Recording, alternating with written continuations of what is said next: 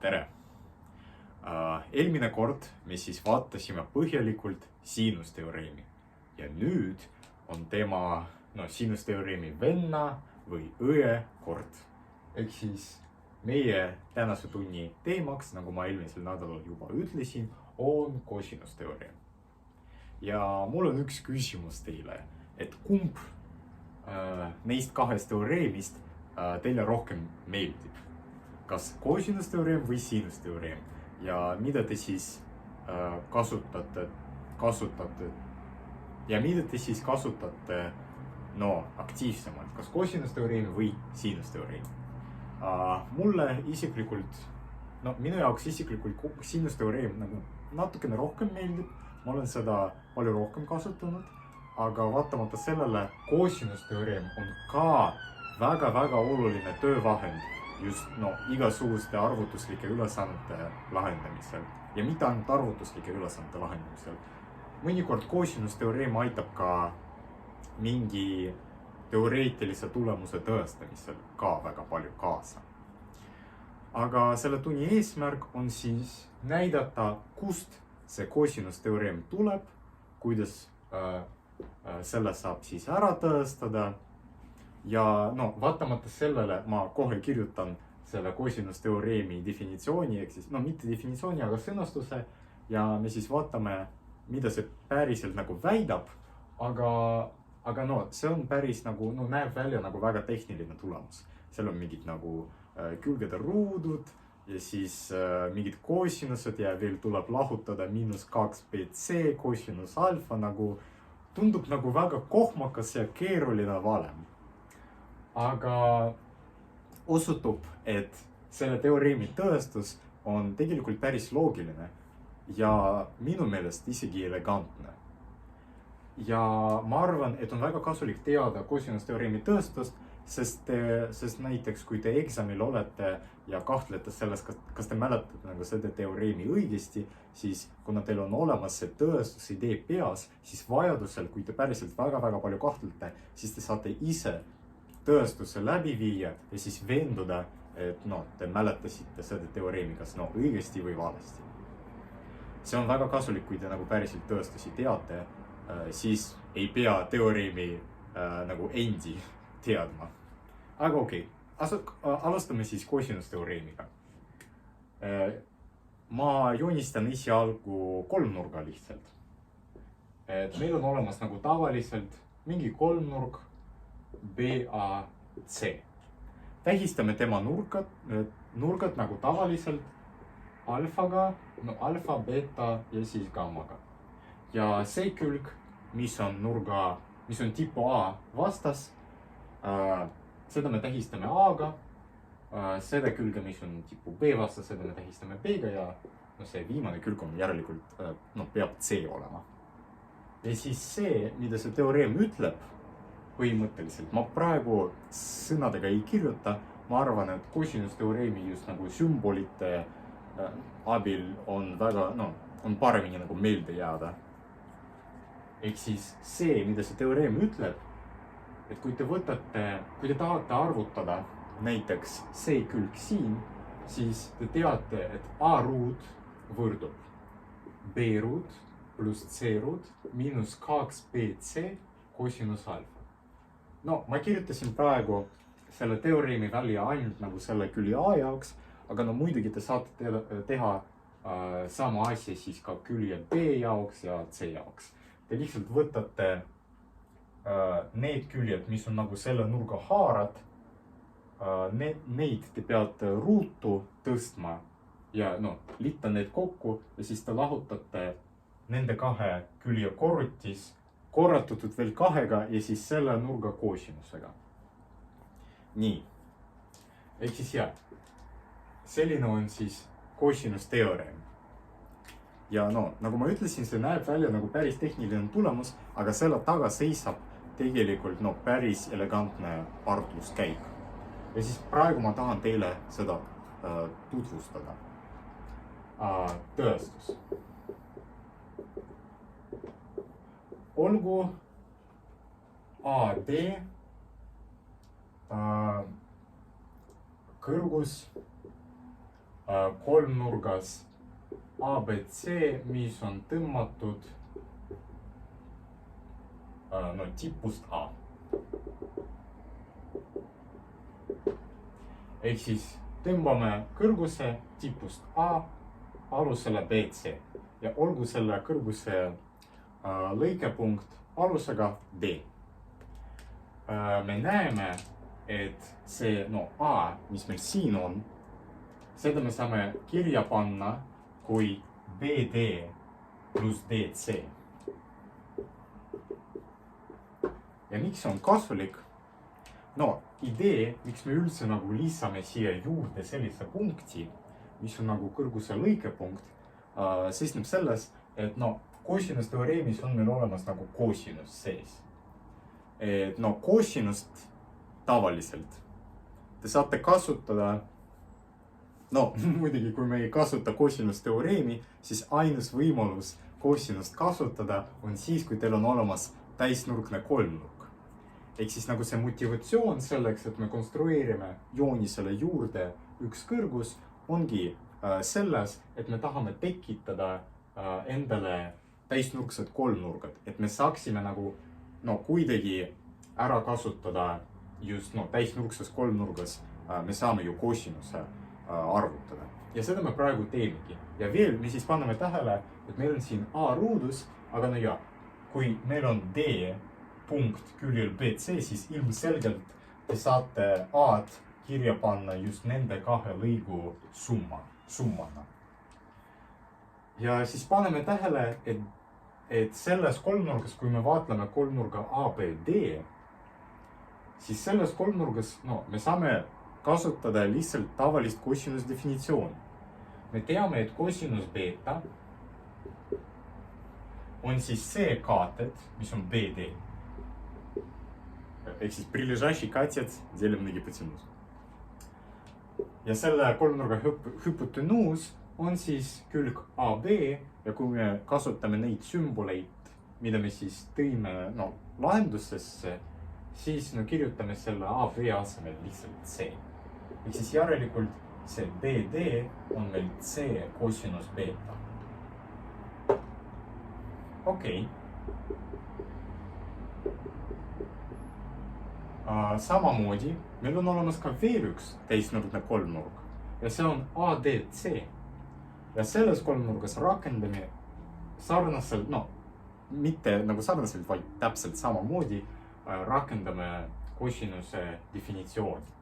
Ehk siis me teame, et kosinus gamma juba me võtame selle kaatedi, see on DC ja jagame ta hüpotenuusiga ja see hüpotenuus on meil täpselt külg B. Ehk siis saime ka teise viisi, kuidas me saame siis need kaks lõiku avaldada. Üks neist on siis C kosinus beta ja teine on B kosinus gamma. Okei, ja nüüd me ju tahame veenduda, et meil selline võrdlus kehtib. Selleks me siis lihtsalt asendame A jaoks seda avaldist siin, aga nende BD ja DC jaoks me siis paneme sisse need avaldised, mis me just praegu saime. Okei, mis meil siis tuleb? A ruut võrdub C kosinus beta pluss B kosinus gamma ja kõik ruudus. See on nagu tavaline summa, kahe liidetava summa ruudus, ehk siis me saame kasutada meie tavalist ja tuttavat valemit. Ehk siis see on C ruut kosinus ruut beta pluss B ruudus kosinus gamma ruudus ja 2BC kosinus B korda kosinus gamma. Ehk siis me oleme saanud mingisuguse avaldise selle A ruudu jaoks, mis mingil määral ta meenutab seda, mida me peame siis saama lõpus, aga mitte päriselt. Meil on olemas nii B ruut siin on olemas ka B ruut, aga siin me korrutame ühega aga noh, kui me siia vaatame, siis siin me korrutame cosinus gamma ruuduga, ehk siis see ei ole päris see, mis see on. Ja siin meil on olemas 2bc, see on juba hea märk, aga no me korrutame ta siis kahe cosinuse korrutisega ja mitte siis selle nurga cosinusega. Mida me saame selles olukorras teha? No, ma ei hakka siin palju teid piinama. See trikk, mida me praegu rakendame, esiteks me kasutame arvatavasti kõige tähtsamat trigonomeetrilist valemit üldse.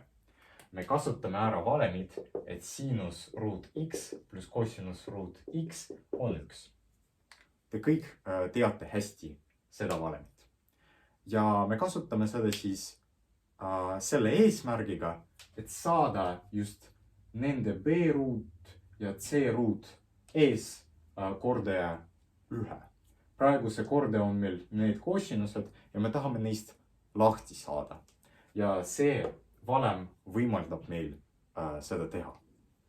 Ehk siis nimelt kirjutame siia, et me selle cosinus beta ruudu asemel kirjutame, et see on 1 minus sinus beta ruut ja selle cosinuse asemel kirjutame, et see on 1 minus sinus ruut gamma. Ja veel, ma ei hakka praegu seda päriselt kirjutama, me vajame veel ühte olulist trigonomeetrilist valemit. Ja seda valemit, ma arvan, et te peate kindlasti seda teadma, et gümnaasiumis see oli, aga võib-olla see on praegu nagu meelest ära läinud. Ja ma meenutan praegu seda. Et see on siis nurkade summa cosinus, millega ta võrdub. Nimelt, kui meil on, kuna siin meil figureerivad beta ja gamma, siis ma kirjutan just nende tähistustega. Ja see cosinus nurkade summast võrdub meil cosinus beta korda cosinus gamma, ehk siis me korrutame need cosinused omavahel kokku ja me veel lahutame sinus beta korda sinus gamma. See on see valem. Miks me seda teeme? Selles olukorras on lihtsalt see beta plus gamma on tegelikult väga hea nurk, mida me tunneme selles kolmnurgas.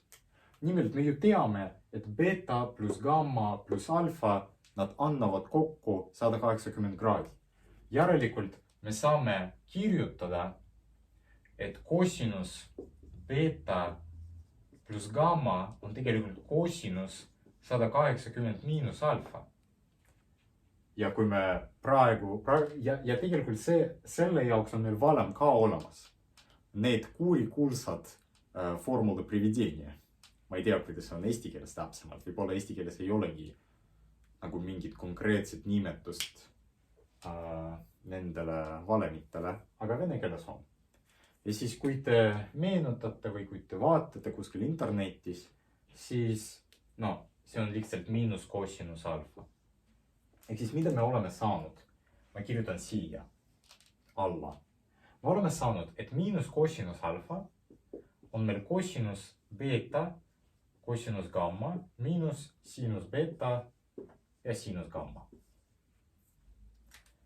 Ja nüüd me oleme valmis, ja siis me selle asemel, selle korrutise asemel me tahame nagu ta asendada sellise avaldisega, et me saame siin avaldada see korrutis selles avaldises. Lihtsalt viime need siinused vasakule ja paremale jääbki see korrutis, millest me tahame lahti saada. Cosinus beta, cosinus gamma võrdub meil sinus beta korda sinus gamma ja miinus cosinus alfa. Ja nüüd me oleme valmis ümber kirjutada see võrdus meile sobival kujul. Mis meil tuleb? Meil tuleb c ruut 1 miinus sinus ruut beta pluss b ruut 1 miinus sinus ruut gamma pluss 2bc sinus beta sinus gamma ja miinus kosinus alfa. Ja kui me veel need sulud avame, siis me avastame, et me põhimõtteliselt peaaegu saime just soovitava võrdluse. Ehk siis kui me sulud avame, siis meil tuleb c ruut pluss b ruut miinus 2bc kosinus alfa. Ehk siis see, mida me tegelikult tahame. Aga veel, meil tulevad veel mõned liikmed sisse. Meil tuleb miinus c ruut.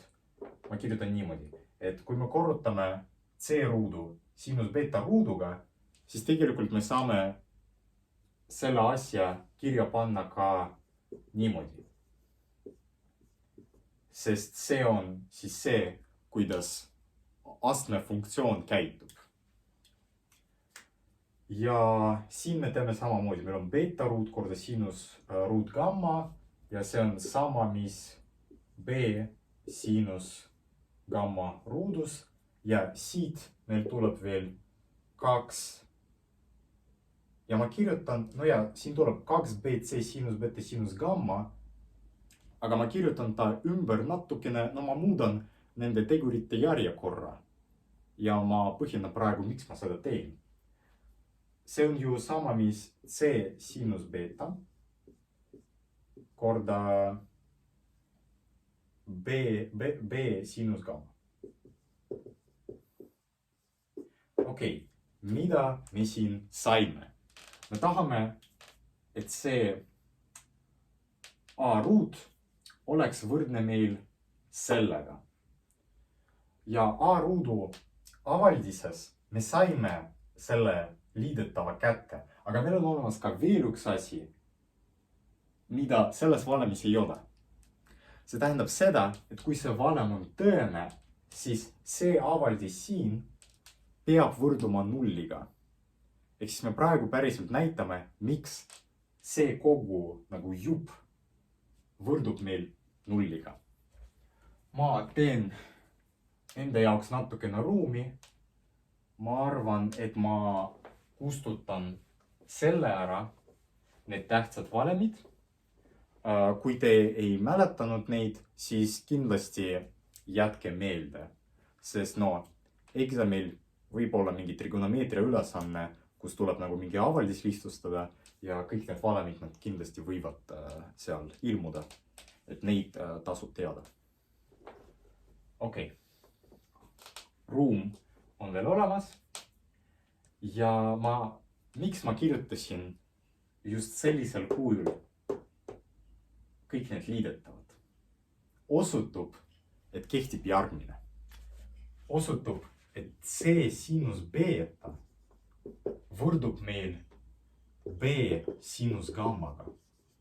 See kehtib meil. Miks? See on väga hea küsimus. Aga vastus sellele küsimusele ei ole nagu mingi keeruline matemaatiline tõestus, vaid see on lihtsalt sinuse definitsioon kahes kolmnurgas. Paneme tähele, et AD võrdub meil sinus beta korda C. See tuleb lihtsalt sellest täisnurksest kolmnurgast. Kui te kirjutate välja nurga B sinuse definitsiooni, siis te saate, et see on AD jagatud C ja see kuju on samaväärne siis selle sinuse definitsiooniga selles kolmnurgas. Ning sama te võite teha selle kolmnurga puhul ja saada, et sinus gamma korda C on ka AD. Kui see võrdub AD ja see võrdub AD, siis see võrdus meil kindlasti kehtib. Aga nüüd paneme tähele, et siin selles jupis tegelikult tähistame lihtsalt lihtsuste mõttes, tähistame selle avaldise väärtuse tähega, näiteks K-ga. Siis meil on olemas, ma seda ka kustutan. Ja ma kirjutan siis alla selle, mis me siin saime. Ning selle jupi jaoks me siis kasutame seda asjaolu, et me leidsime, et need kaks asja on omavahel võrdsed ja me nimetasime selle asja väärtuse siis k-ga. Ja meil siis tuleb, et see on miinus k ruut pluss 2 korda k ehk siis nagu me lihtsustame siis, no ma arvan, te juba näete, miks see kogu asi võrdub nulliga, sest meil lihtsalt tuleb miinus 2k ruut pluss 2k ruut ehk siis lõpus meil jääbki see, mis vaja. Ja me alustasime siis sellega, et me kirjutasime, no see oli meil siis a ruut võrdub bd pluss dc. Eks me alustasime siis a ruuduga ja jõudsime selleni, et see a ruut võrdubki c ruut pluss b ruut miinus 2bc kosinus alfa. Ehk siis kõik klapib. See oligi selle kosinusteoreemi tõestus. Minu meelest see on raskem tõestus kui siinusteoreemi puhul. Siinusteoreemi puhul me pidime seal kasutama ainult üks kord mingit trigonomeetrilist valemit, aga nagu enamus sellest tõestusest oli nagu puhtalt lihtsalt geomeetriline tõestus. Siin on rohkem algebrat ja rohkem neid trigonomeetrilisi valemeid, aga minu meelest on ka väga selline ilus tõestus, sest minu jaoks, kui ma proovisin iseseisvalt nagu mingi 30 minutit tagasi seda tõestada, siis kui mul selline avaldis tekkis, siis ma nagu hakkasin mõtlema, et kas päriselt see asi võrdub nulliga ja siis ma panin tähele, et jaa, siin selles kolmnurgas lihtsalt kõik need asjad võrduvad siis selle kõrguse pikkusega. Okei, selline tõestus. Ja paneme tähele ja see ei ole mingi üllatus, et nagu erijuhuna, kui meil on täisnurkne kolmnurk, siis me saame lihtsalt Pythagorase teoreemi. Kui meil on nurk 90 kraadi, siis kosinus 90 kraadi on meil 0, ehk siis meil kehtib lihtsalt see. Aga see ei ole mingi üllatus ja kosinusteoreemi ei saa kasutada selleks, et tõestada Pythagorase teoreemi. Vähemalt, ma ei tea, kas on võimalik tõestada kosinusteoreemi ilma Pythagorase teoreemita. Sest siin me tegelikult kasutasime seda. Me kasutasime siis siinuseid, aga tegelikult ei. Okei, ma praegu ei oska päriselt öelda, kas selline tõestus on valiidne. Aga Pythagorase teoreemi tõestamiseks on olemas väga palju erinevaid viisi. See võib olla kosinusteoreemiga saab ka. Sest ma otseselt nagu siin ei näe, et me kasutaksime selles tõestuses nagu Pythagorase teoreemi. Jah, aga ei, see oli lihtsalt mingi suvaline jutt. Ärge jätke see meelde. Jätke parem see teoreem meelde ja selle tõestuse idee ka jätke meelde. Et kui te unustate nagu teoreemi enda ära, siis teil on alati olemas võimalus pärast tänast loengut iseseisvalt see teoreem ära tõestada ja siis te enam ei hakkagi kahtlema sellest, kas te mäletate õigesti või valesti, sest teil on nagu silmade ees on olemas range arutluskäik. Jah. Aga ma arvan, et me lõpetame siis selle tunni praegu, sest see teoreemi tõestus oli päris mahukas ja järgmine kord lihtsalt harjutame seda teoreemi rakendada erinevates olukordades. Nagu siinusteoreemi korral ma arvan, et tuleb mingi 2 arvutuslikud ülesannet ja 1 tõestusülesanne, kus kosinusteoreem tuleb kasuks. Aga loodetavasti see teile tõestus meeldis ja aitäh teile vaatamast ja edu teile inglise keele eksamil, mis on juba varsti. Toredat päeva jätku teile!